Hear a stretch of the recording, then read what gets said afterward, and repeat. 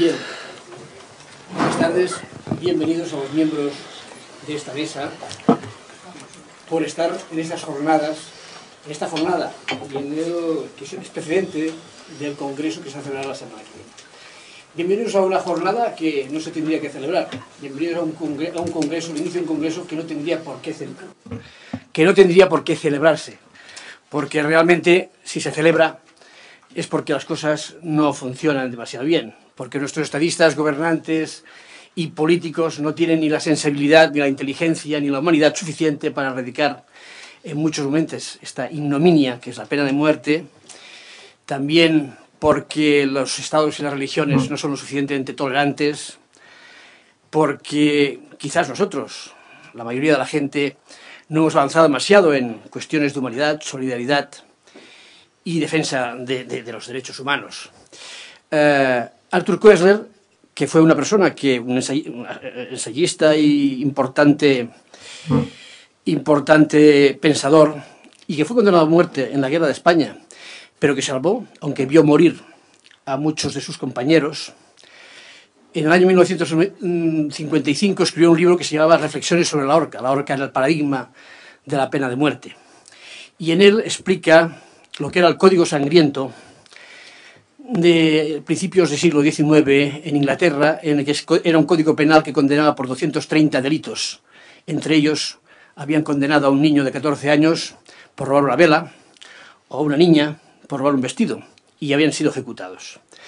Y explicaba que Sir James Stephens, que era uno de los mejores juristas, un abogado, uno de los mejores juristas, había dicho de este Código Sangriento que era la más torpe, la más indiferente, la más cruel legislación que haya deshonrado jamás a un país civilizado. Pues bien, sigue habiendo legislaciones 2 siglos después que deshonran a países civilizados y que por eso no podemos decirles civilizados de alguna manera. La lucha contra la pena de muerte viene de lejos y será aún larga, y hoy tenemos aquí en la mesa a 3 protagonistas, a 3 víctimas de esta ignominia, de esta barbarie, de esta abominación. 2 de ellos han superado esta circunstancia, si se puede superar lo horrendo, lo horrible, lo terrible. Uno de ellos aún, su hijo, aquí está Cándido, su padre, está aún sufriendo, sus familiares, esta ignominia, esta terrible decadencia aún en que la humanidad y en que los estados están. Y el cuarto representante en esta mesa, Andrés Krakenberg, es el portavoz de la Asociación contra la Pena de Muerte, Pablo Ibar. Bien, sin más, y con este pequeño pregunto, y dándoos una vez las gracias y lamentando que tengáis que venir aquí, vamos a empezar con Joaquín José Martínez, que es el primer español y europeo en salir del corredor de la muerte. El 6 de junio de 2001, es decir, hoy hace 12 años, los 12 miembros del jurado de Tampa, Florida, que juzgaban a Joaquín José Martínez, le declararon por unanimidad no culpable del asesinato de Lawson y McCoy Ward en octubre de 1995, por falta de pruebas. Hoy, por tanto, en este día tan especial, posiblemente para ti, serás el primero que, si te parece bien, intervengas en esta jornada. Adelante. Buenas tardes. La verdad es que es un tremendo honor estar aquí hoy. Al igual que nunca me imaginé que llegaría a un corredor de la muerte cuando tenía 18 años, esa vida loca que llevaba a favor de la pena de muerte, corriendo y viviendo este sueño americano que yo pensaba que era perfecto, o sea, lo tenía todo. 19 años me casé, a los 20 tuve mi primera hija, y a los 24, cuando se me detiene, he vivido este sueño. Estoy viviendo en mi casa en la playa, mi deportivo, mi empresa, soy empresario y digo, wow, he llegado hasta aquí, lo que me ha costado, lo que ha costado a mis padres que llegue hasta aquí. Nunca me imaginé que llegaría un corredor de la muerte. Yo estaba a favor de la pena de muerte. Yo creía en el sistema judicial norteamericano. Creía que la pena de muerte de alguna forma u otra traía un poco de alivio a las personas, a las víctimas de las familias. Pensaba que era una forma de cerrar un capítulo, un libro, y decir, se ha hecho justicia, ya podemos estar mejor, ya podemos dormir esta noche. Y era el motivo por el cual yo creía en la pena de muerte. Y sinceramente, hasta el día que llego yo al corredor de la muerte, condenado a muerte, os voy a decir claramente, seguía creyendo en la pena de muerte. No en el sistema judicial, en la pena de muerte como castigo. Este día es tremendo para mí, es un día de emociones. Sinceramente, yo, pues miren, nunca he coincidido en la mesa, he coincidido muchas veces con Cándido. Es más, os puedo decir que el día que gané ese juicio, hace 12 años, Cándido estaba en esa sala, en ese juicio. Estaba ahí al lado de mis padres. Eso me recuerdo. Era un momento especial, un momento muy emotivo. Lo revivo todos los días, lo revivo yo especialmente, porque claro, al igual que nunca me imaginé que yo acabaría en un corredor de la muerte y que saldría del corredor de la muerte, en ningún momento me imaginé, hace 12 años, que estaría hoy sentado con Cándido Ibar y con Francisco. O sea, estar al lado de él está ahora pues recién entrando, integrándose de nuevo a la sociedad, porque lo que él ha pasado es lo que he pasado yo, lo que está pasando Pablo. Aquí ninguno de vosotros podéis llegar a entenderlo, ni lo, gracias a Dios, lo vais a entender. Pero para mí el honor es estar aquí, celebrar este día con vosotros. Es un tremendo honor estar con la CPM, estar aquí en la Fundación de Abogados. Es el mejor momento. Aquí falta mi padre, sinceramente. O sea, le echo de menos un montón.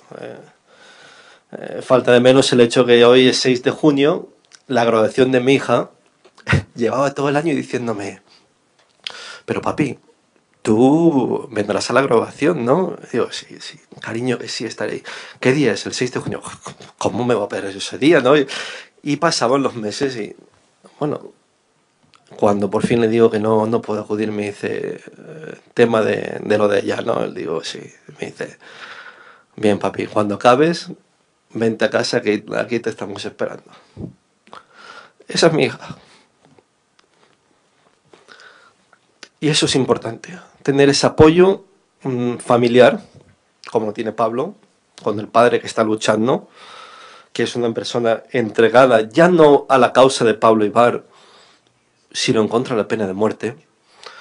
Tener personas como el portavoz de la plataforma, Andrés, que están luchando por Pablo, pero también habla en contra de la pena de muerte. Tener actos como el de hoy, tener un congreso tan especial. O sea, la gente pregunta, ¿qué podemos hacer? Aquí lo tenéis una puerta abierta.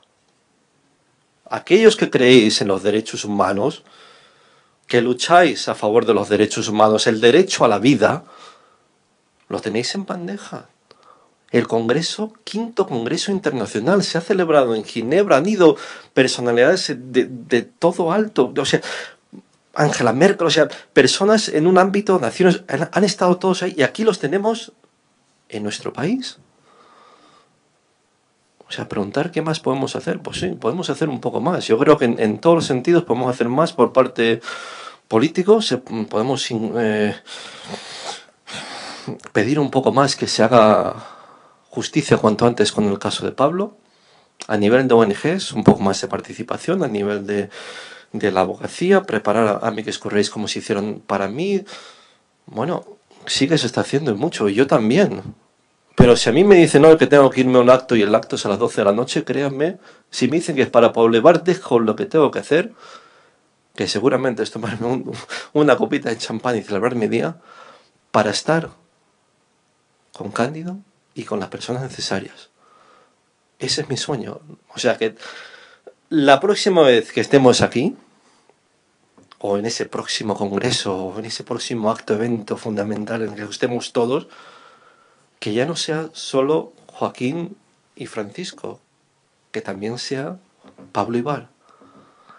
No quita de que, o sea, estoy encantado de que esté Cándido, pero lo ideal es que esté aquí también Pablo con nosotros. Estoy completamente emocionado, estoy contento, estoy reviviendo cada momento. O sea, ayer fue increíble hablar con los medios, estar con vosotros, con las personas luchando contra la pena. O sea, es como un sueño hecho realidad. O sea, estar libre para empezar. Yo todos los días me despierto y digo, vale, no ha sido un sueño eso de salir de ese corredor, estoy libre, ¿no?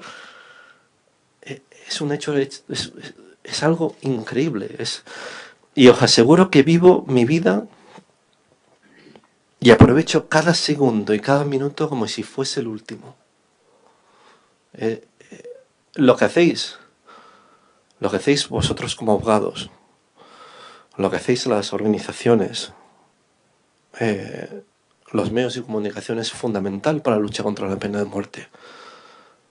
Se pregunta a la gente, ¿por qué se lucha en un país en el que no existe la pena de muerte? Lo voy a resumir. Mi padre en 1997, cuando hablaba con los medios, cuando hablaba con los políticos, con las ONGs, lo dijo claramente.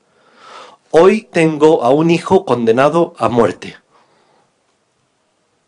Mañana podría ser un hijo vuestro, un familiar,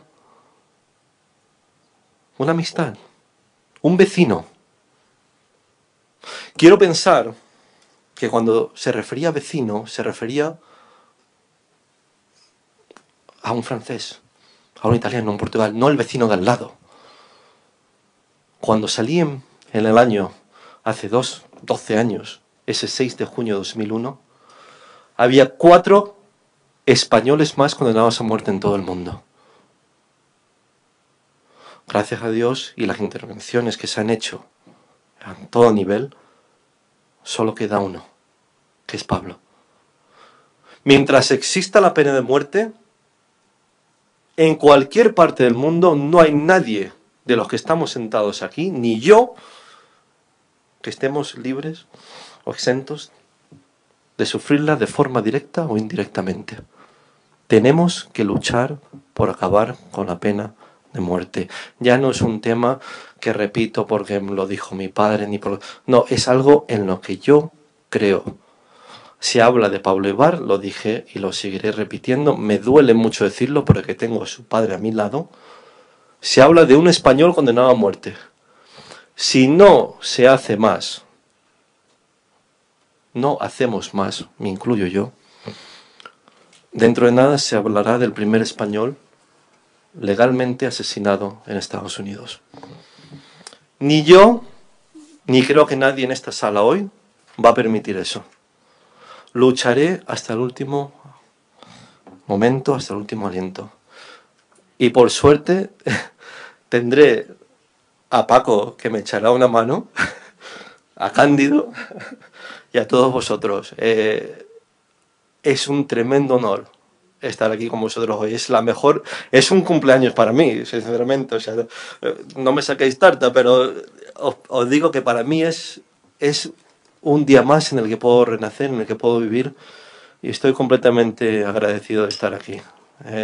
Espero algún día poder compartir esto con Pablo, que sería mi sueño. Creo en lo que estáis haciendo, sinceramente, y os apoyaré a todos los que estáis aquí hoy. Tenéis mi apoyo al 100%, como os he dicho, lo que haga falta hasta el final. La situación que han vivido, yo os podría contar, creo que aquí todos conocemos lo que es el corredor. Yo quiero que Francisco pueda contar su experiencia. Por aquí me habéis escuchado a mí mucho contaros lo que he vivido yo. Y si queréis saber algo por encima de todo, el maltrato psicológico es lo que peor he llevado yo dentro del corredor. Ese recordatorio de que estás condenado a muerte y que algún día serás tú el próximo. Agradezco la atención y esta invitación. Formar parte de esta mesa es un honor, no lo digo. Conocéis, sabéis cómo soy, llevo muchos años con vosotros y espero seguir, pues no muchos años más, porque cuanto antes se acabe la pena de muerte ya podremos dedicarnos a otra cosa, ¿no? O sea que muchas gracias por estar y por esta invitación.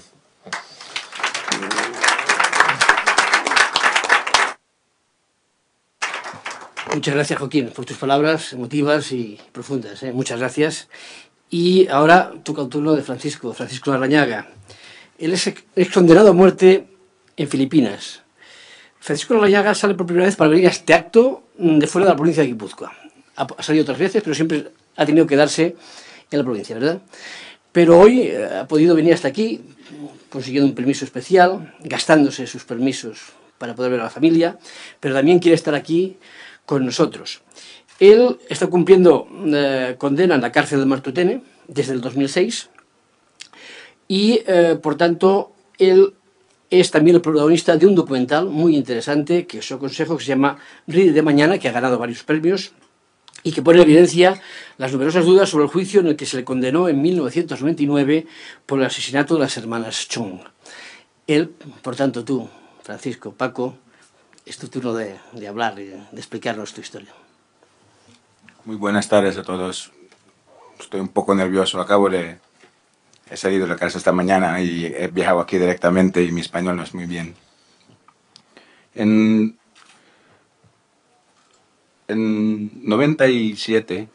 1997, yo estaba estudiando hostelería en Manila.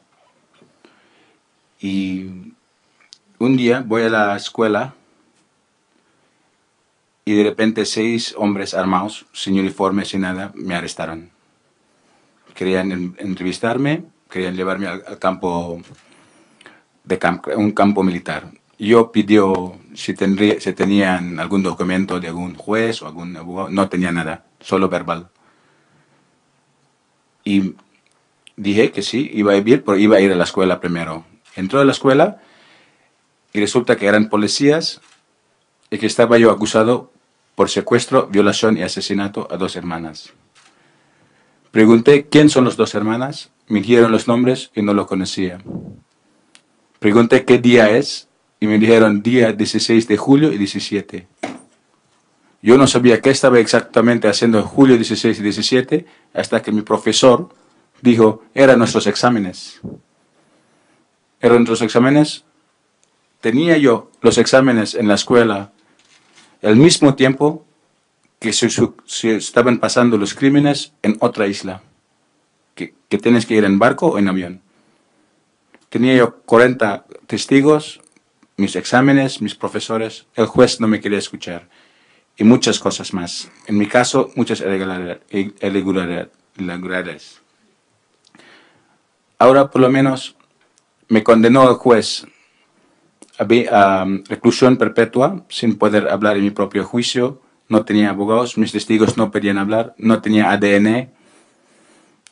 No hubo cuerpos, hubo uno que decían que era y que no decían que no era. Muchos irregularidades. Yo recurrí la sentencia. Recurrí la sentencia para pedir ADN, para que escuchen mis testigos y para poder hablar en mi propio juicio. Recurrí a la Corte Suprema de Filipinas. Yo creo que soy el único caso que el acusado se recurre y en vez de darle una oportunidad de tener un juicio justo, le han dado el pena de muerte. 7 años después me han dado el pena de muerte y el presidente me quería ejecutar porque la tía de las hermanas Chong era el secretario del presidente y y el abuelo era el juez que me juzgó. Me juzgó, se suicidó 3 meses después de condenarme. Allí se acaba más o menos mi juicio. Estoy en el pena de muerte, recurrí, me ayudó mucho Colegio de Abogados de Madrid, de Barcelona y de País Vasco para pasar un amicus curiae. La Corte Suprema de Filipinas no recibió la amicus curiae, no quería saber nada, no lo aceptó, no quería saber nada. Recurrí a Derechos Humanos, Naciones Unidas. Allí gané, por fin. Allí, Naciones Unidas declaró que me tienen que soltar inmediatamente y yo estaba muy feliz. Creía que estaba fuera de peligro en el corredor de muerte. Pero Filipinas no respeta a Naciones Unidas. Incluso estaban preparando para otra ejecución. Tenía la suerte de que el presidente que ejecutaba le tenían un impeachment por manipular las bolsas y por muchos asesinatos. Hubo una revolución y le quitaron el puesto. El vicepresidente asumió y el primer año siempre delataba las ejecuciones. Por ejemplo, mi compañero Arnold López siempre tenía ya la hora para mañana y pasaba 3 meses. Esperaban 3 meses, hasta que por fin el presidente dijo, voy a tener un moratorio de 1 año. 1 año pasó y con la lucha la lucha es posible, porque éramos 1.600 en el corredor de la muerte y por apoyo del gobierno español, el Santo Papa y otras organizaciones luchó mucho que abolieron la pena de muerte en Filipinas. El Senado, sí. Luchó mucho, sí, que abolió la pena de muerte en Filipinas. Éramos 1.600 condenados a muerte y aseguro que más del 25% eran también inocentes. No hay ADN, no hay pruebas de ADN. Los policías quieren salvar a sus trabajos antes de salvar vidas. Quieren cambiar su integridad para mantener el trabajo. Y por fin se abolió la pena de muerte en Filipinas. La injusticia sigue. Ahora el problema aún sigue, que Pablo Ibar sigue en el corredor de la muerte. Yo estaba en el corredor de la muerte y es muy difícil. Muy difícil. Soy muy positivo como persona, pero cuesta. Hay días peores, hay días malos. Pero más difícil también es que estás adentro en la pena de muerte y te pueden ejecutar cualquier hora o te puede pasar algo siendo inocente. Pablo Ibar es inocente, está dentro, la amnistía sigue cada minuto. Yo aún estoy en la cárcel también, pero ya estoy fuera de peligro, más o menos. Pero Pablo Ibar está aún en la pena de muerte. No sé qué decir. Le vi al señor Cándido y no sabía qué preguntar, no sabía qué decir, ¿qué tal está Pablo? Porque, ¿qué voy a decir? ¿Qué tal qué? ¿Qué tal de salud? ¿Qué tal? Le van a ejecutar. A mí, cuando estaba yo en el corredor de muerte, me preguntaban, ¿qué tal estás? ¿De salud? ¿Para qué? Si me van a ejecutar. ¿De qué? ¿Qué tal? ¿De ánimo? Es muy difícil, ¿no? Muy difícil. Y veo a los ojos de Cándido a mi padre. Mi padre, cuando me visitaba, habla muy poco, pero habla todo de sus ojos. Es muy duro y necesita mucha ayuda. Por lo menos hoy es un día positivo. Estamos aquí para ayudar, para hacer lo que podemos. En este módulo habrá muchos abogados. Yo me acuerdo cuando mi abogado, el juez declaró que mis abogados, todos los abogados de la defensa, iban a la cárcel. Cuando llamó al sargento de armas para esposar a nuestros abogados, yo pensé, no es posible. Y los abogados le metieron al mismo cárcel donde estaban los acusados. 5 abogados entrando en la cárcel, en un cárcel de Filipinas, de la isla de Cebú. Este cárcel es diferente, este preventivo es diferente. Entran y todos los presos cogió a los abogados a hombros. Dijo, no merecen pisar el suelo que estamos pisando. Lo llevó a sus chocos mejores, lo protegieron y dijeron, los abogados, y yo hablo por mí mismo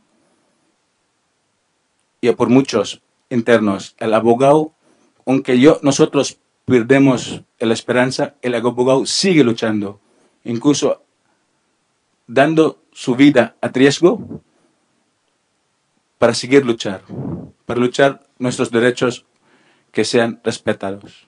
Muchas gracias por todo Y ojalá yo voy a ser como Joaquín, libre, y Pablo Ibar va a estar con nosotros también. Muy buenas tardes.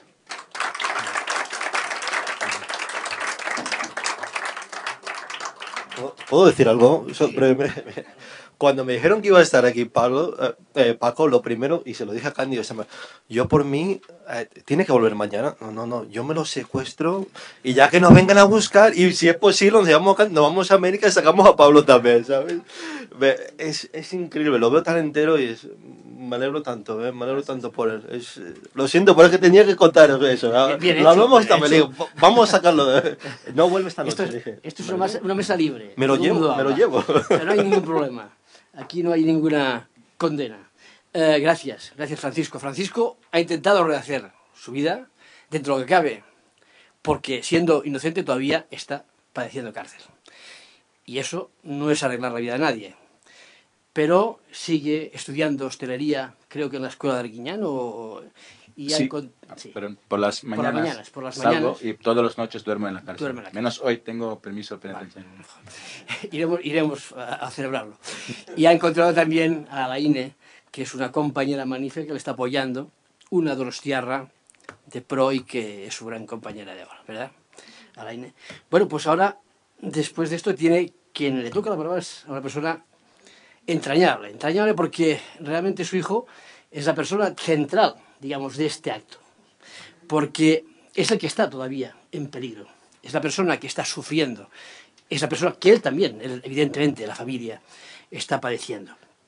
Cándido Ibar es el padre de Pablo Ibar, que es condenado, es el único condenado español a muerte todavía en Estados Unidos.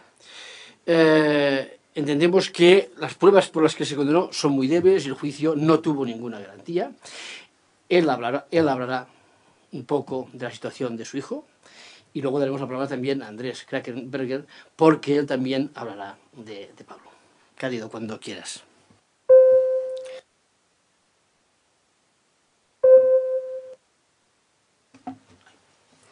Buenas tardes y gracias por la oportunidad. Yo, como siempre, estoy muy nervioso, pero bueno, haremos lo mejor posible. Tengo que decir primero de todo, bueno, gracias por todos ustedes, pero Pablo, gracias a Dios, se encuentra bien, por lo menos aparentemente hasta donde yo sé.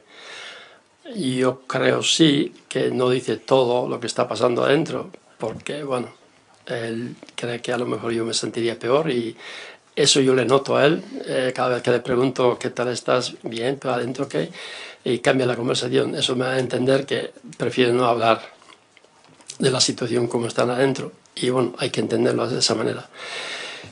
Lo demás, pues estamos ahí en la lucha, como ustedes saben, muchos años, mucha tristeza, muchas emociones de que podemos sacar con las apelaciones, pero por desgracia por ahora, pues todavía estamos ahí. Y ya son 13 años en pena de muerte. Se dice fácil, pero son 13 años. Es bastante duro y bastante difícil, pero hay una meta hecha que es, no hay fin, es hasta que salga. O sea, son 13 o 14 o 20, cuando no te cansas y no se puede cansar, tenemos que seguir. Esa es la meta. En cuanto a lo demás, pues él, antes que se me olvide, voy a decir que me ha pedido una cosa, si tengo oportunidad para decir, es que como por ejemplo un juicio que todos sabemos que fue irregular, en la apelación del abogado Keio Morgan, que él lo reconoce, que no estuvo a su altura del juicio, le reconoce que no sabe ni por qué no lo pidió la reconoción de fecha, reconoción como le llaman, y otras muchas cosas. Un abogado pagado por el mismo gobierno que reconoce las faltas y la poca, ¿cómo se diría?, la poca potencia que tuvo para un juicio así. ¿Cómo no podemos, de alguna manera, entre todos conseguir que no se está pidiendo de una libertad, sino una oportunidad para un nuevo juicio? Por ejemplo, él dice, si fuera un americano en España que pasara lo mismo y que fuera arrestado y que tuviera un juicio y que el juicio, o sea, el abogado fuera representado por el gobierno español y admitiera que no estuvo a su altura, seguramente nosotros le daríamos otra oportunidad. Entonces, ¿por qué no podemos conseguirlo al revés? Es lo que él me ha pedido que pueda decir. A ver si entre todos podemos llegar, de alguna manera, llegar a llegar que reconozcan que hace falta una nueva oportunidad. Más ahora que ya sabemos que Sepénaver pues ya ha salido libre. Entonces, si eran dos culpables en el mismo lugar y ahora uno está libre y el otro ni siquiera tiene la oportunidad de un nuevo juicio, es un poco triste. Pero bueno, tenemos que seguir la lucha y, como os he dicho aquí, esto es largo, hay que continuar, hay que seguir, porque un día tenemos que ver a Pablo aquí y que esté aquí con ustedes para poder dar las gracias y bueno, para sentirse libre. Como dice, libre uno no se puede sentir nunca hasta que la pena de muerte se abolie en todas partes del mundo, pero bueno, de momento pues hay que sacar libre primero y luego pues de ahí para adelante ya seguimos luchando. Aparte de eso, aquí Andrés explicará un poquitico sobre la otra parte de Pablo y de todo lo demás. Muchas gracias.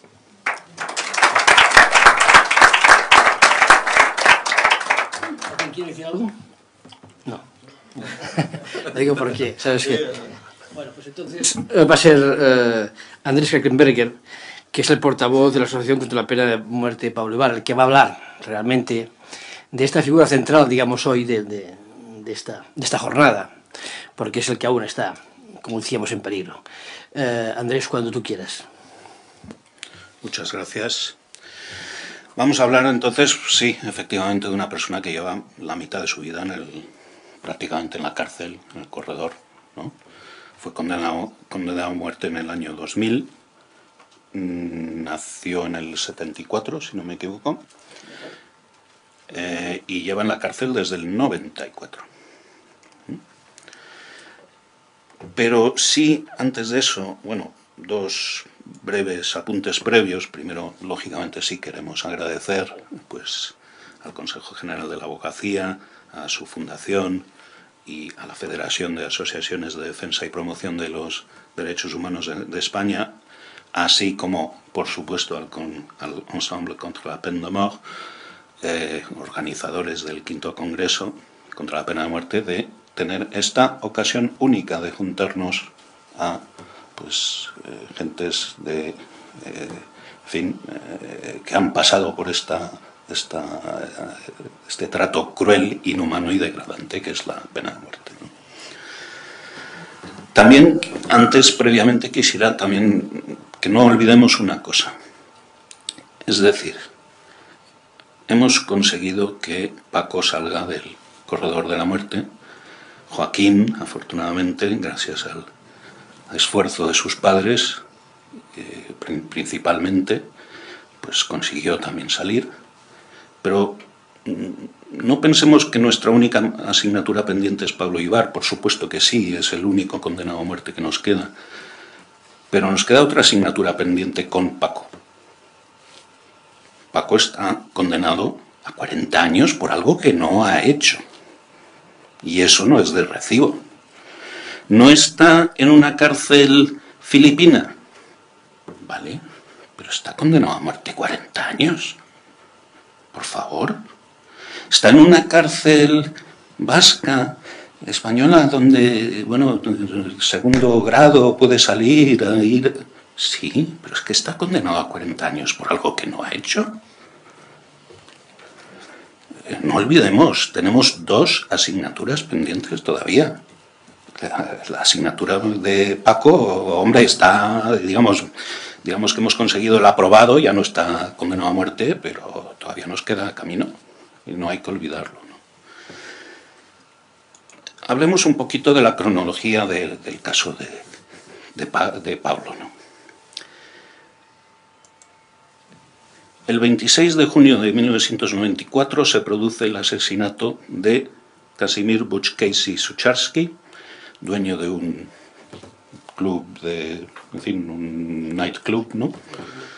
En Florida, en Miami, y de dos mujeres, Mary Rogers y Sharon Anderson. Se produce este asesinato que es grabado por una cámara de videovigilancia de muy mala calidad lumínica. Pueden ustedes ver esta imagen, es parte del vídeo. Esta imagen concretamente corresponde al momento de los asesinatos. Ahí se ve como uno de los perpetradores está literalmente, disparando a una de las víctimas, y como otro de los perpetradores está aquí. No se ve muy bien, pero bueno, aquí se ve un poquito la forma, ¿no?, de los hombros y tal. Está cubierto con una especie de camiseta puesto así a modo de pasamontañas, pues para no dejarse ver, ¿no? Pues, asesinan brutalmente a estas tres personas y luego revuelven todo, como buscando algo, ¿no? No debemos perder de vista esta imagen, ¿no? Estos fuertes contrastes lumínicos, un sol muy fuerte que entra en una ventana abierta al final de la imagen, y cómo la parte más próxima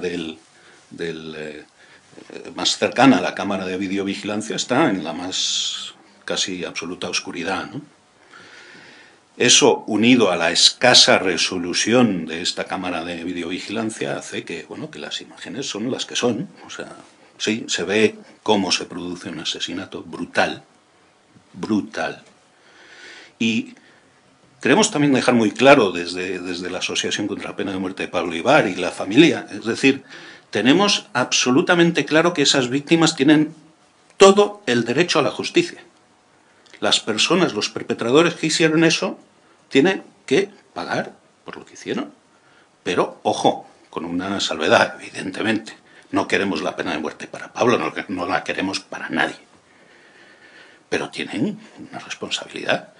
El luchar contra la pena de muerte no significa luchar por la impunidad, quede claro. Bien. Perdón, se me olvidó decir, voy a tirar para atrás. Se me olvidó decir que a la vez que se producen estas imágenes, a cierta distancia de ahí, en otra casa de Florida, ocurre un incidente familiar. Una chica que se llama Tanya es pillada literalmente en la cama, en fin, de estas cosas de la juventud, ¿verdad?, con su novio, Pablo Ibar. Misma fecha, misma hora, ¿no? Se monta una zapatiesta familiar que os lo podéis imaginar, en fin, como ocurre siempre en estos casos, ¿no? ¿Qué es esto? ¿Qué te has creído? ¿Que esto es una casa? En fin, este tipo de follones, ¿no? No estaban los padres de Tanya, estaban en Irlanda, si no me equivoco, hay unas llamadas telefónicas, en fin, un escándalo de cuidado, ¿no? Y eso ocurre a la vez. Es muy importante. Claro, cuando luego, más adelante veremos, detienen a Pablo, la familia de Tanya dice, ostras, sí, vale, este desgraciado le pillamos en la cama y tal y cual, pero no es un asesino. No es ningún asesino, si estaba aquí, ¿no? Bien. Entonces, el 16 de julio detienen a Pablo en relación con cargos formulados por la policía de Miami-Dade que no tienen ninguna relación con esta historia. Tienen que ver con, en fin, historias de trapicheos de droga, etcétera, que si queréis, luego si hay en el turno de preguntas, pues podremos detallar, ¿no? No hay ningún problema. Pero, insisto, el propio Pablo en multitud de entrevistas ha dicho él mismo, ¿no?, que él no se considera que en su época ahí pues fuera ningún angelito, ¿verdad? Pero bueno, una cosa es eso y otra cosa es ser un asesino, evidentemente. El 8 de agosto, Pablo Ibar y Seth Peñalver son acusados de haber cometido estos 3 homicidios que podrían conllevar la pena capital en el condado de Broward. El 23 de marzo del 95, Cayo Morgan, el abogado de oficio, es nombrado abogado de oficio de Pablo.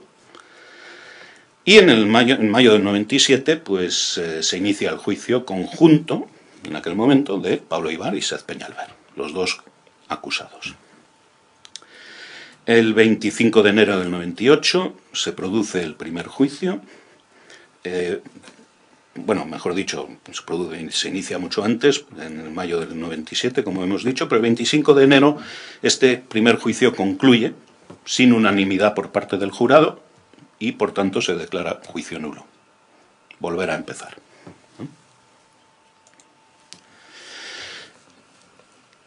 Esto es un análisis que veis aquí, hecho por un experto en reconocimiento facial. Es un experto de la Universidad de Birmingham en el Reino Unido, es el experto al que recurre Scotland Yard con regularidad. Y ven ustedes aquí pues 3 fotos. En estas de aquí vemos a Pablo en la cárcel. En las del centro, la imagen del perpetrador sacada del vídeo de videovigilancia, cuando al revolver todo eso y tal, se quita esa especie de trapo o camiseta que lleva encima, se limpia el sudor, eso se ve en el vídeo, se limpia el sudor, la tira y de ahí se saca esta foto. Y las otras fotos son de Pablo en el momento de su detención. Bien. ¿Se parece? ¿Se parece Pablo a la imagen del medio? Sí, sí se parece, sí, evidentemente. Pero creo que, vamos, si yo tuviera unos años menos, estuviera más delgado, menos entradas que tengo aquí, me parecería, y me dejara un poquito bigote, me parecería también. Y algunos de los que veo aquí en esta sala con un bigotito y las condiciones lumínicas idóneas, también. Decir que se da el hecho de que realmente esta es la única prueba de cargo, porque en ese revolver, en la escena del crimen que están buscando algo, dejan multitud de huellas dactilares. Ninguna de esas huellas dactilares coincide con las huellas dactilares de Pablo. 54 huellas dactilares se recogen.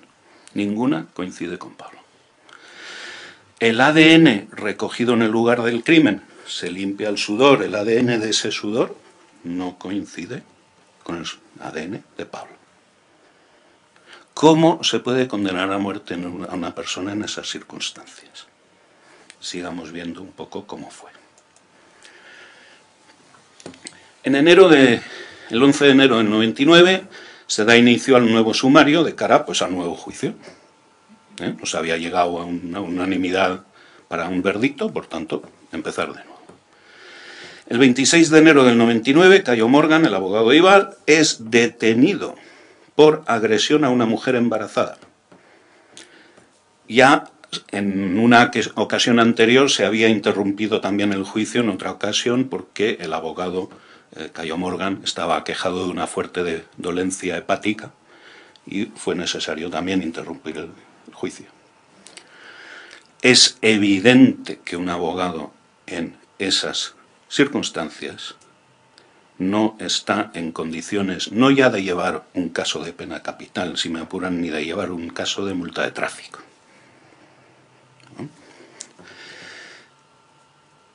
Por tanto, al haber tantas interrupciones, el juez decide, esto tiene que seguir, vale, se interrumpe lo de Pablo, pero el caso de Sez Peñalver sigue, se separan las piezas y siguen caminos independientes. El 17 de abril de 2000 comienza el segundo juicio por separado ya de Ibar. El 14 de junio del 2000, Ibar es declarado culpable. ¿Cómo se puede declarar culpable a una persona solo con esa foto borrosa? También hay unas identificaciones por testigos oculares que digamos en el juicio, en el careo y demás, pues caen por su propio peso, o sea, no son, digamos, aceptadas. Y también hay, bueno, pues multitud de irregularidades, una rueda de reconocimiento en la comisaría, en donde ponen a Pablo, pero previamente a la persona que tiene que identificar al perpetrador le aleccionan. ¿A qué es este? ¿A qué es este? Y tal, ¿no? Y en una primera rueda de reconocimiento la persona en cuestión dice, no sé si es este, Pablo, o este otro. Bueno, pues tal. Al día siguiente, todo esto, dicho sea de paso, en ausencia del abogado de Pablo, ¿no? Al día siguiente repiten la rueda de reconocimiento con Pablo, pero sin el otro. Sin el otro. ¿Qué va a decir la persona? Ah, pues Pablo. Y eso es lo que hay, no hay más. Eso... Perdón, y le dio 7 segundos. Dale. Esa persona le vio con el coche blindado de tinte 7 segundos la mitad de cara. A la persona que salió de esa casa. Y esa persona lo reconoce de esa manera. Bien. Entonces, Ibar es declarado culpable. El 24 de julio de 2000, el jurado recomienda, saben ustedes que en Estados Unidos estos juicios tienen dos partes, una en donde se declara culpable o inocente y otra completamente independiente en donde se decide la condena, ¿no? Entonces, en el 24 de julio, el jurado recomienda la pena de muerte para Ibar, en una votación de 9 contra 3, y entre tanto, el caso de Seth Peñalver, que, como dijimos antes, sigue su propio camino, el 27 de julio de 2000, Seth Peñalver es condenado a muerte en otro juicio. El 28 de agosto de 2000, el juez de primera instancia del condado de Broward, Daniel Andrews, condena a muerte a Ibar. El 2 de febrero de 2006, planteamos... pues lógicamente inmediatamente después, en 2000, planteamos recursos ante el Tribunal Supremo de Florida. 6 años se tiran en el Tribunal Supremo de Florida para decidir. Pues el 2 de febrero de 2000 revocan la declaración de culpabilidad y la sentencia de muerte de Seth Peñalver y declaran que hay que repetir ese juicio, ¿no? El 9 de marzo, unas semanas después, estamos todos ilusionados, me acuerdo yo, esto ya está cantado. O sea, ya con esto, si eso es así para Seth Peñalver, para Pablo, pues no, mazazo. Uno de los primeros mazazos, posiblemente el más fuerte, pero uno de los primeros, ha habido más, pues se confirma la declaración de culpabilidad y la sentencia de muerte de Pablo Ibar por el Tribunal Supremo. Diréis, ¿cómo es posible? Pues si leen ustedes la sentencia del Tribunal Supremo de Florida, siguen preguntándose cómo es posible. Porque la sentencia dice, reconocemos que hay exactamente las mismas irregularidades en el caso de Pablo que en el caso de Seth Peñalver. Pero nos creemos la foto. Nos creemos la foto. Es así. El 20 de febrero de 2007, el Tribunal Supremo de los Estados Unidos deniega la revisión del caso de Ibar. Esto conviene explicar brevemente, esto es bastante habitual. El Tribunal Supremo de Estados Unidos recibe montañas ¿cómo diría yo?, de apelaciones, ¿no? Entre ellas las de pena de muerte, evidentemente. Y si no, digamos, si se limitan en una primera visión siempre a decir, bueno, a ver, ¿qué ha pasado aquí? Tribunal del Condado le condena, el Tribunal Supremo, además de Florida, encima lo ratifica, pues vamos, muy difícil, salvo que haya unos argumentos que a ellos les llame mucho la atención, que en este caso no sé por qué no les llamó la atención. Yo creo que ahí había munición para eso y para muchísimo más, pero bueno, básicamente lo tramitan, además, pues como una cosa más, pues fuera. Seguimos. El 19 de febrero, por tanto, es de 2008, cuando Ibar presenta una moción de revisión postcondenatoria solicitando la anulación de la declaración de culpabilidad y la sentencia de muerte por haber carecido de una defensa letrada eficaz, por la supresión de pruebas favorables a Ibar por parte del Estado de Florida. Es decir, ya no estamos cuestionando el fondo del asunto, del ADN, en fin, no, ahora ya estamos hablando de los derechos procesales de Ibar a una defensa letrada eficaz, derechos constitucionalmente reconocidos en la Constitución de Estados Unidos, y, bueno, pues por esa otra vía volvemos al tribunal que le condenó a muerte.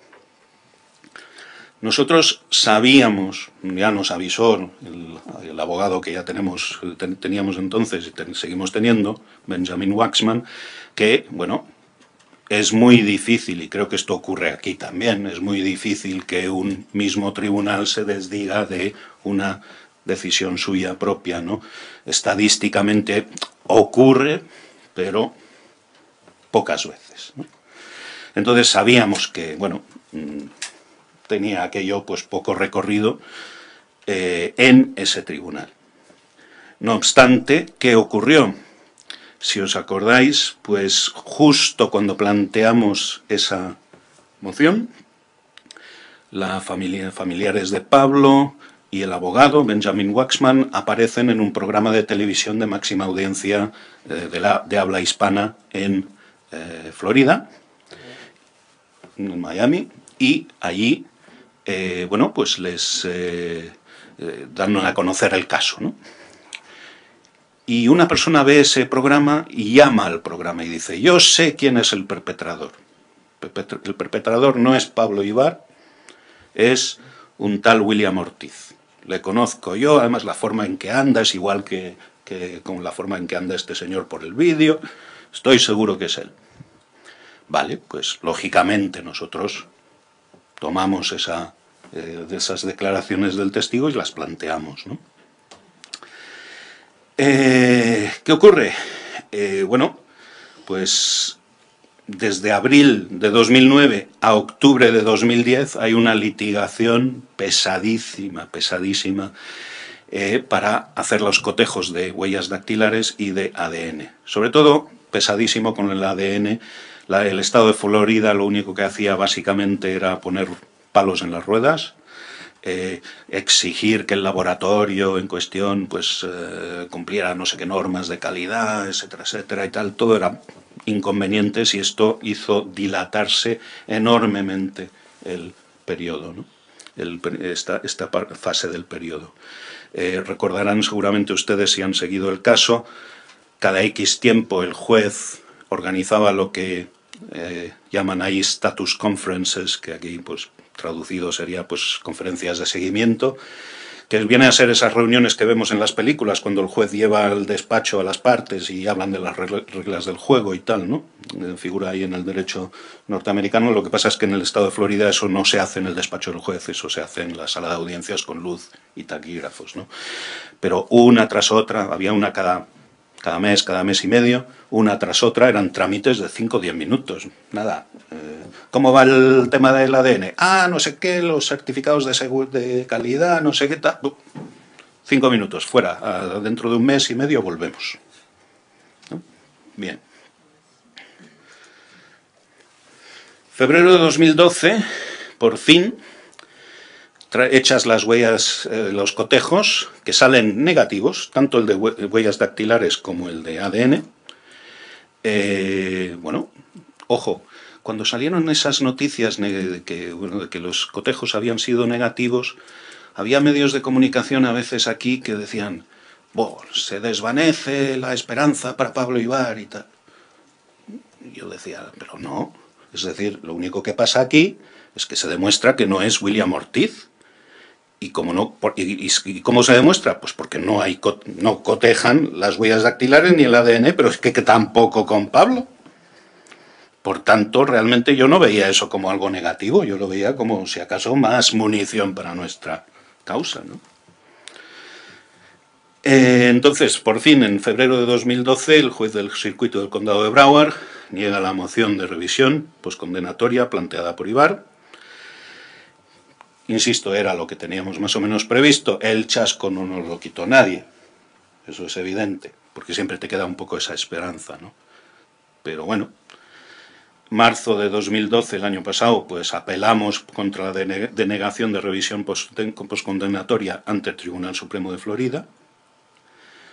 Ahí las estadísticas nos son, en principio, bastante más favorables para este tipo de casos.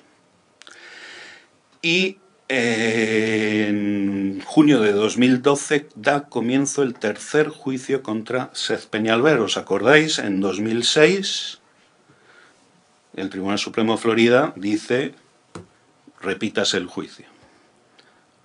6 largos años tardaron en repetir el juicio. Tampoco es de extrañar, es decir, vayan ustedes a buscar testigos del año 94, a saber dónde están, en fin, es algo no es sencillo de hacer. Y luego ya, bueno, en diciembre del año pasado, el 22 de diciembre, Peñalver es declarado inocente de todos los cargos y puesto en libertad. Yo creo que esto ya es otro argumento de gran peso que llevamos nosotros ahora también al Tribunal Supremo de Florida, ¿no? Bien, ¿y ahora qué? Bueno, pueden ocurrir dos cosas. Opción A, que el Tribunal Supremo de Florida declara nulo el juicio que le condenó a muerte y ordena la repetición del juicio. Es lo que venimos pidiendo desde un principio. La familia ni el propio Pablo jamás han dicho quiero salir en libertad así de rositas sin más. No, no, no, yo quiero un juicio en condiciones, ¿no? O opción B, esperemos que no se dé, que el Tribunal Supremo de Florida rechace la apelación de Ibar y en ese caso pues tendremos que recurrir a la jurisdicción federal solicitando la nulidad del juicio y la repetición del mismo. Yo francamente no quiero ni pensar en la opción B, sobre todo por lo que supone económicamente. Ya si económicamente lo que vengo relatando a nivel de jurisdicción de Tribunal de Florida llegara a la repetición del juicio, eso nos va a suponer, bueno, pues del orden de $1,5 millones en total. Pues no quiero ni pensar en la jurisdicción federal, es que no quiero ni pensar en ello. Bien, recomendación. En fin, sobre todo cuando salen estas declaraciones, estas valoraciones a veces en medios de comunicación, como la que os he relatado anteriormente, ¿no? Se desvanecen las esperanzas de Pablo Ibar. Ya, vamos, poco menos que nos lo ejecutan. No, todavía queda recorrido. Pero eso no quita, ojo, que no se confunda el mensaje. No, con esto no estoy diciendo que no pasa nada. No, no, no, pasa. Lleva muchísimos años en la cárcel. Esto tiene que acabar ya, ¿vale?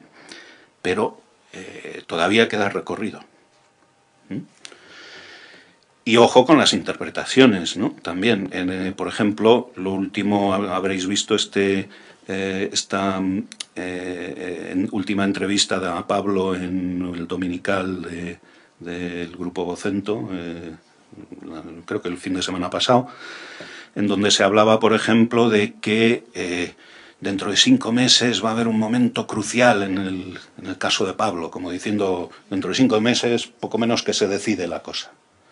No, lo que va a pasar dentro de 5 meses es cuando nos juntamos en el Tribunal Supremo de Florida, las partes, la defensa de Pablo y el Estado de Florida, presentaremos nuestros argumentos. Y, bueno, ya saben ustedes, nosotros tenemos plazos con la justicia no tiene plazos contigo. Entonces, bueno, a esperar. La última vez, Tribunal Supremo de Florida tardó 6 años. Esperemos que esta vez tarde menos, ¿no? Y una observación, a menudo se nos pregunta, ¿no? ¿Son ustedes optimistas, pesimistas con el caso de Pablo y tal? Miren, no, esa no es la clave. El optimismo te puede llevar a bajar la guardia, ¿no? Esto va bien, viento en popa, ya está, ¿no? Y luego te llevas unos chascos de cuidado. Y el pesimismo, lo mismo pero al revés, es decir, esto está perdido, pues bajas el nivel de trabajo porque total está perdido, ¿no? No, esas claves no son. La clave es la determinación. Vamos a sacar a Pablo del corredor. Muchas gracias.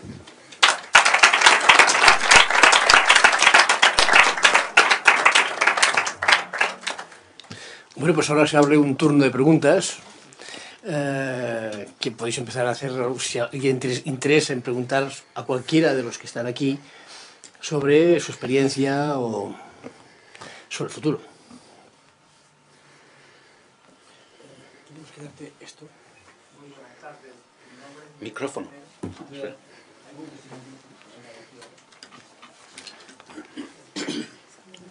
Sí, no sé cómo funciona.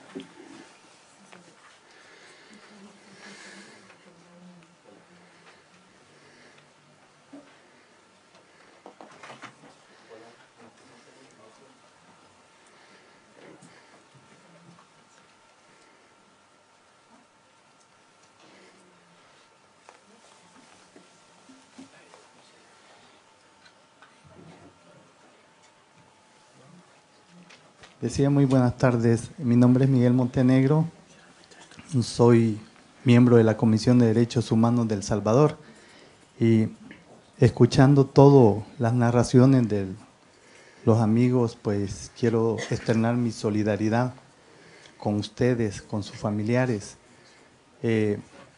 Sinceramente es un tema muy delicado, muy difícil a veces de entenderlo por algunos, pero los que hemos estado trabajando por la defensa de los derechos humanos entendemos. Creo que merece luchar mucho sobre el tema de la erradicación de la pena de muerte. Nosotros pues pasamos un momento difícil y más que todo una pregunta es un comentario, pues verdad. Pasamos un momento difícil y comprendo a cada uno de ellos porque yo precisamente estuve en la cárcel durante 15 días siendo sometidos a tortura y luego 8 meses en la cárcel ya acusado. Entonces en aquella década de los 80 muchos no sabían si se les aplicaba directamente lo que era la pena de muerte, pues, ¿verdad? O sea, desapareciendo o asesinando a las personas. En ese sentido nosotros tenemos actualmente también varios compatriotas en los Estados Unidos, en Cuba, donde están esperando en esa sala de la muerte, pues, ¿verdad?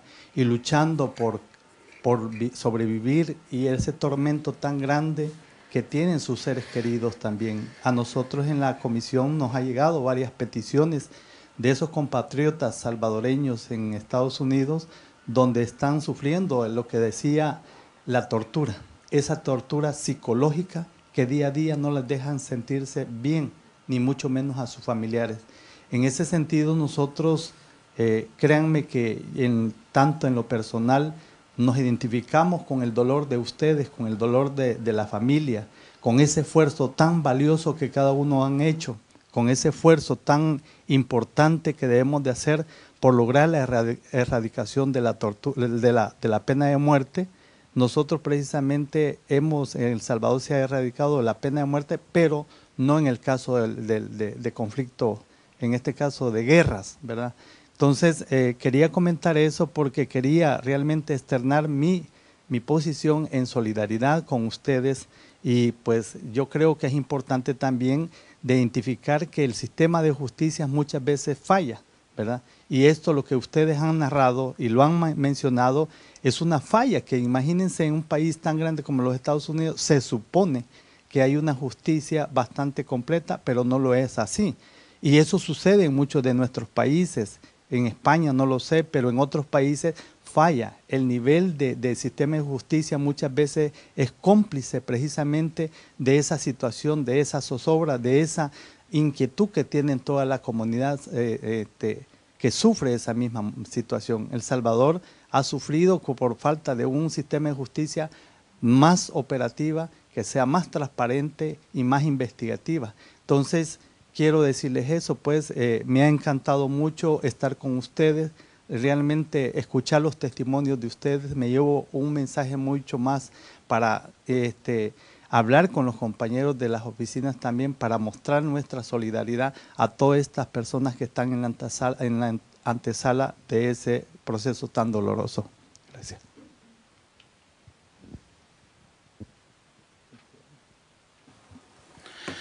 Sí. Hombre, con el compañero del Salvador decirle que por supuesto la solidaridad es mutua, ¿no? Y que sepa que en España también se abolió la pena de muerte en 2 fases. Aquí, pues, se suele decir la pena de muerte se abolió con la Constitución. De hecho, se ha dicho en esta sala, ¿no? No es exactamente así. En la Constitución, cuando el año 78 se abole la pena de muerte para los delitos en jurisdicción civil ordinaria, digamos, pero se retiene en la jurisdicción militar para determinados crímenes en caso de guerra.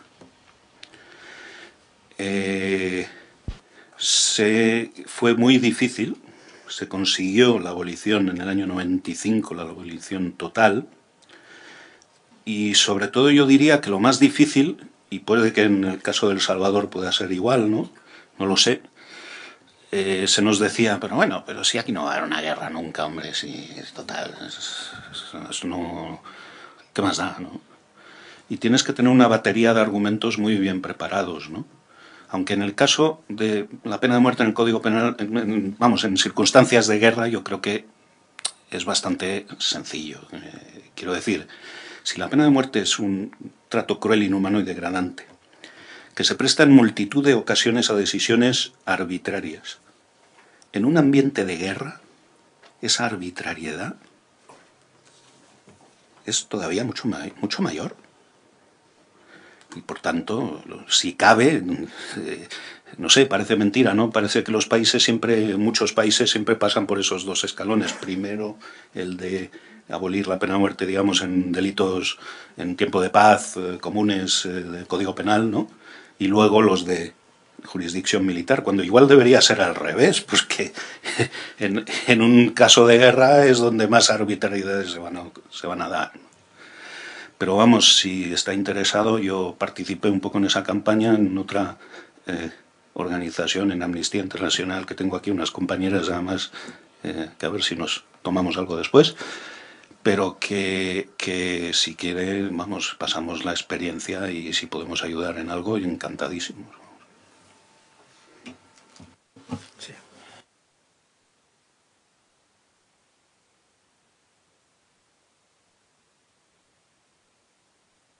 Yo soy vicepresidente de la organización que preside Emilio y miembro en España de la FIP, presido la FIP en España. Me encontré aquí una compañera, yo fui en mi época joven diputado en las primeras Cortes de Castilla y tal. Yo el día 21, 22 y 23 estaré en París, de allí a los 4 o 5 días volveremos a repetirlo en Canadá y me voy a encontrar con unas personas que ya llevamos un tiempo siendo amigos, porque coincidimos en una actividad muy paralela a esta, pero es sobre la situación en Irán. Con Giuliani, el que fue alcalde de Nueva York, con Patrick Kennedy, el hijo del senador Kennedy, y unas personas relevantes de Estados Unidos. Tengo acceso personal por una organización que pertenezco internacionalmente, que nos reunimos en conventos de vez en cuando. Yo podría, personalmente, si es esas personalidades, algún gobernador, puede servir para algo, para lo de Pablo Ibar. Me pongo a tu disposición. Y mira, ayer mismo estuve en la rueda de prensa que se hizo con unas pequeñas notas que cogí de Joaquín y una fotografía. Hoy le ha salido un reportaje en 19 periódicos de España, es decir, que tengo una posibilidad de hacerlo. Ya te digo que soy jubilado, tengo 67 años casi, y mi actividad pues siempre ha estado dentro del mundo de los derechos humanos, y con la maestría de Emilio, yo no soy abogado, soy politólogo. Si tú consideras que esas personas o algunas personalidades puedan hacer algún acto público en favor de Pablo Ibar, yo personalmente me comprometo a que algunas personalidades muy relevantes de Estados Unidos puedan hacer alguna proclama de que se revise o tal, o que participen en lo que consideréis oportuno a través de la Federación de Derechos Humanos, y personalmente yo a nivel individual, que soy el que soy conocedor de estas personas, me pongo a vuestra disposición.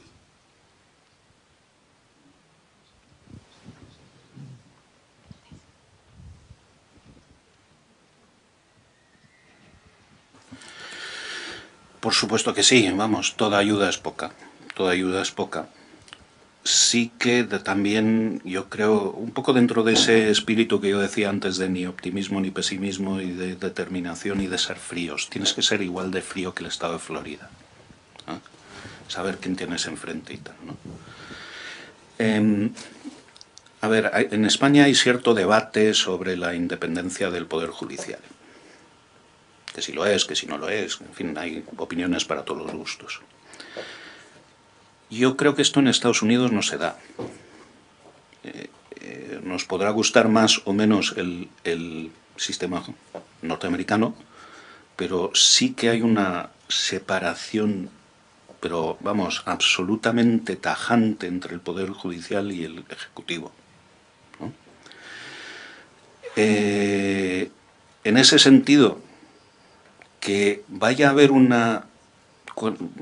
digamos, pueda haber una influencia del Ejecutivo, sea el federal, sea el del Estado de Florida, etcétera. Con el caso de Pablo, ojalá demostraría que teníamos pues presión, capacidad de presión y tal, ¿no? Pero lo veo muy difícil, francamente, por esa circunstancia, ¿no? Ahora bien, con esto no pretendo decir que no se haga.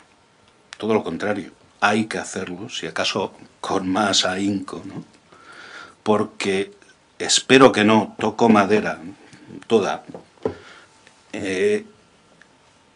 Si las cosas vinieran muy mal dadas, el único momento en el proceso norteamericano en donde el Ejecutivo sí tiene una intervención decisiva es al final del todo. Esperamos no llegar ahí. Esperamos no llegar ahí. Yo tengo todas mis esperanzas puestas en el Tribunal Supremo de Florida. Porque, bueno, en fin, vuelvo a decir, y los argumentos es que claman al cielo, ¿no? Pero sí, por favor, hacer esa presión, porque puede por lo menos ir construyendo un clima que, si vinieran las cosas mal dadas, pues nos podría ayudar, ¿no? Sí, hola, buenas tardes. Vale la pregunta para cualquiera de los tres o de los cuatro. Yo quería saber, la Embajada de España, o las embajadas en este caso, puesto que es más de un país, ¿cuál ha sido la actitud de las embajadas? ¿Os habéis sentido apoyados realmente? Y no digo apoyados una sola vez, sino todos estos años, si han estado ahí con vosotros, si os han animado, si os han apoyado.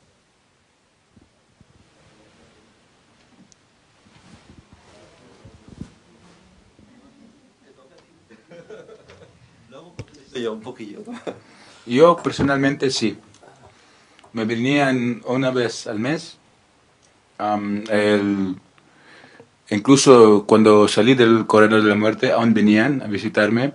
Me llevaban 2 revistas y preguntaban qué tal estoy, si hay algún reclamo, algún queja o no.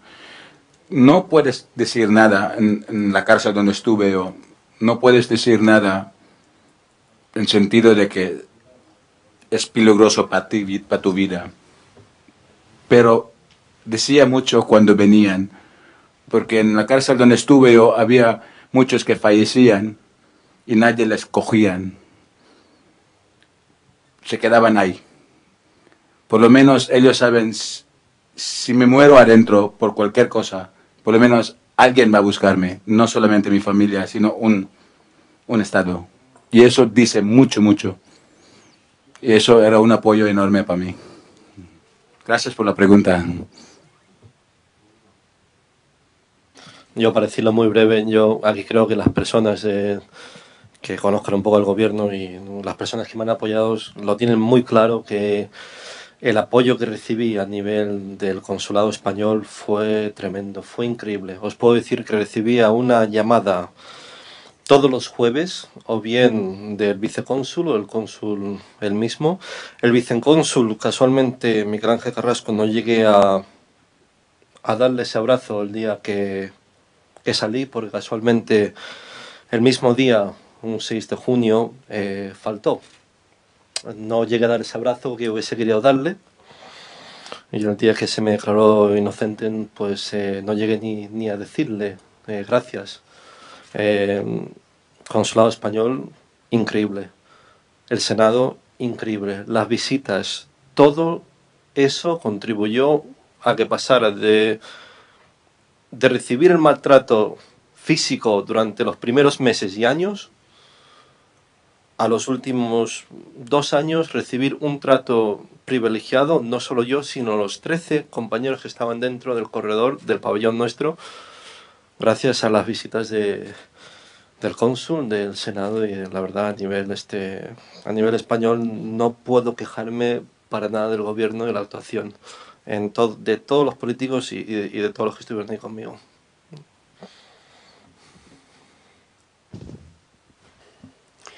Pues de mi parte, prácticamente es lo mismo. Precisamente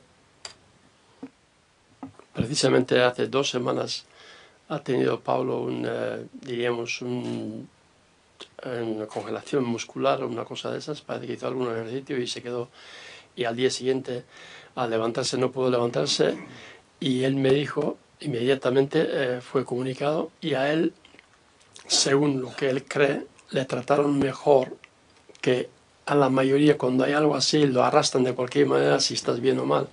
Y a él parece que le llamaron no a un doctor, pero a un auxiliar de esos que tienen allí, y entonces le dieron un calmante, y luego ya se le informó al cónsul, y el cónsul le llamó y todo. O sea que no nos podemos quejar de esa parte, gracias a Dios. Y lo demás, pues aquí tenemos un testigo que estuvo allí en la primera apelación, ¿eh? Así que de esa parte estamos, gracias a Dios, muy, muy contentos. Que siempre es una buena ayuda tener alguien que te pueda respaldar. Gracias.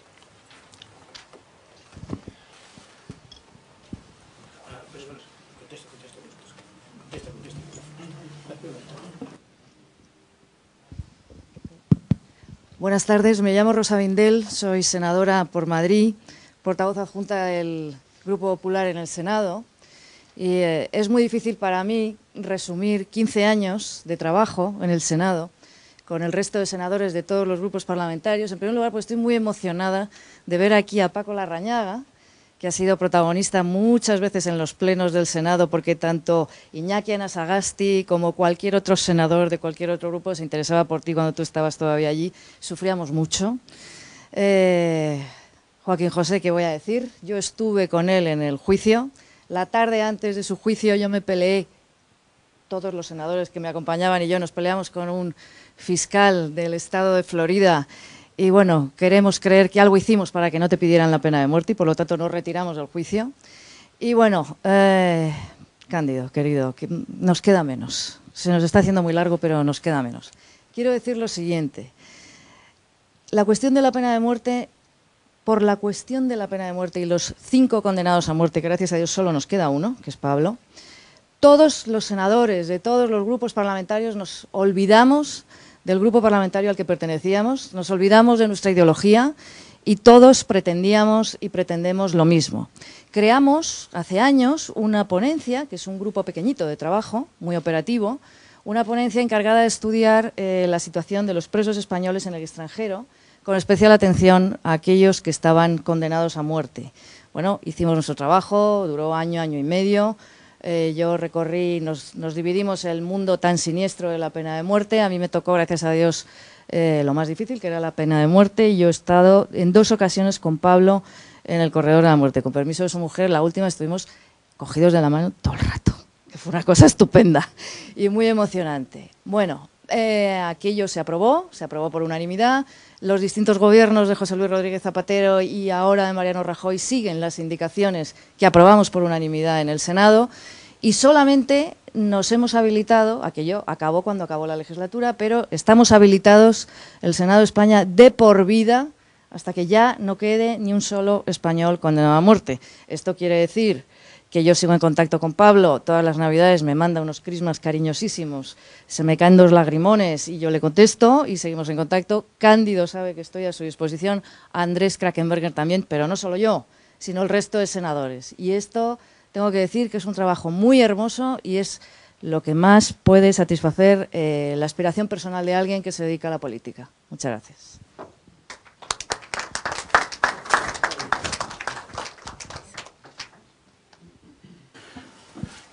Sí, decir que dentro de ese espíritu, ¿no?, de no ideologías en cuanto a la pena de muerte, ¿no? Es justo reconocer que Rosa Vindel fue una persona también clave cuando la abolición de la pena de muerte del Código Penal Militar, ¿no? Dicho esto, también decir que, bueno, la pregunta era cómo se porta en fin, el Ministerio de Exteriores, los cónsules y demás, ¿no? Hombre, tenemos una cosa muy buena, la verdad, ahora, y es que Santiago Cabanas, que fue cónsul en Florida años y años, y que estuvo mucho tiempo con Pablo, hacía visitas regulares, y yo creo que incluso él fue incluso un poquito más allá de su papel de cónsul. Creo que tuvo incluso un interés personal muy sincero, ¿no? Él ahora, vamos, ya con el anterior gobierno y sigue ahora en un puesto, no sé exactamente, nunca recuerdo muy bien exactamente el puesto que tiene en el ministerio, pero viene a ser el número 3 del ministerio, ¿no?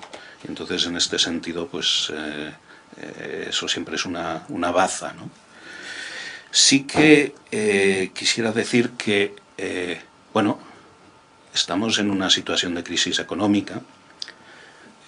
La asociación en su día batalló para tener partidas económicas tanto en lo que es los presupuestos de la Comunidad Autónoma Vasca, puesto que, bueno, pues Pablo es de ascendencia vasca, ¿no?, como aquí en el Congreso de los Diputados y en el Senado. También ahí vimos que no había había diferencias, yo creo, sobre todo en el cómo y tal, pero bueno, sí que hubo un apoyo generalizado, pero evidentemente la crisis nos está recortando esas partidas, ¿eh? No pretendemos ser más guapos que nadie y que no nos recorten a nosotros, eso no es realista, ¿no? Pero sí decir que, bueno, que es una situación muy preocupante, en una situación en donde se trata de costear los gastos de la defensa de una persona condenada a muerte, ¿no? Entonces, bueno, esperemos que la cosa mejore un poquito y que podamos pagar ya, digamos, los gastos de la defensa legal de Pablo sin demasiados problemas. Hola. Yo soy Silvia Paz, soy la persona encargada de llevar las quejas de los presos españoles en el extranjero en el Defensor del Pueblo. Tenemos la queja de Pablo Ibar en junio de 2012, la anterior defensora en funciones, María Luisa Cabadellano, no sé si se me escucha por aquí, sí, tuvo la oportunidad de visitar a Pablo Ibar y la actual defensora, Soledad Becerril, es un tema que le preocupa. Hemos tenido una reunión con la Dirección General de Españoles en el Exterior, se planteó este tema, se ha pedido colaboración a la Fiscalía General del Estado, ya que el Defensor del Pueblo carece de competencias para solicitar a las autoridades extranjeras judiciales colaboración, pero sí el Ministerio Fiscal puede colaborar. Entonces se ha pedido que en la medida de sus posibilidades colabore. No sé si usted recibe las comunicaciones, nosotros nos carteamos con su hijo. No sé si a usted le llegan las comunicaciones del Defensor del Pueblo. No sé. En todo caso, expresarle la solidaridad y que la actual defensora del pueblo le preocupa y está encima del caso. Nada, muchas gracias.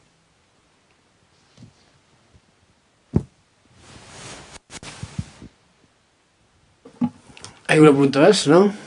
Bueno, pues entonces daremos por finalizada esta jornada única prácticamente, porque tenemos aquí a dos excondenados a muerte, uno que todavía tenemos que darle, como ha dicho Andrés, como he dicho también yo, y en representación de la única persona que no está aquí, que no puede estar, ha venido su padre y ha venido Andrés, que es la persona también que trabaja mucho por él. Muchas gracias por venir. Os esperamos a la mayoría o a todos los que podáis en este congreso que se celebrará aquí en Madrid del 12 al 15 de junio. Y, bueno, gracias por venir, gracias por vuestra atención y gracias por vuestra solidaridad.